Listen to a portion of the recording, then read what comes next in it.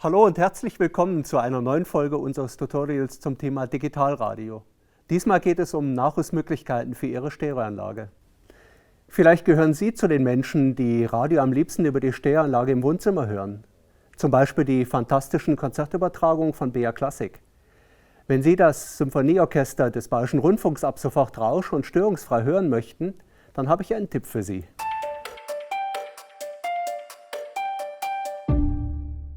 Machen Sie Ihre Stereoanlage fit für die digitale Zukunft. Mithilfe eines Adapters wird Ihre Anlage im Handumdrehen zum Digitalradio.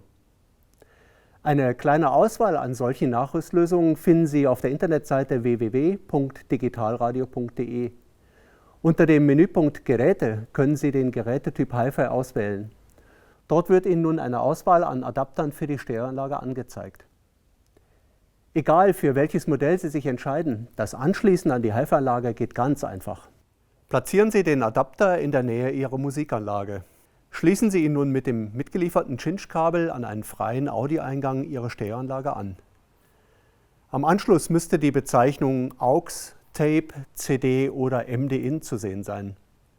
Schließen Sie das Netzteil an eine Steckdose an und schalten Sie den Adapter mit der Fernbedienung ein. Vergessen Sie nicht, die Antenne auszuziehen. Das Gerät startet den automatischen Sendersuchlauf. Ist der Suchlauf abgeschlossen, können Sie mit der Fernbedienung Ihr Lieblingsprogramm auswählen. Jetzt können Sie in Bayern über Ihre Stereoanlage auch die neuen digitalen BR-Programme hören, die Sie bisher nicht über UKW empfangen konnten.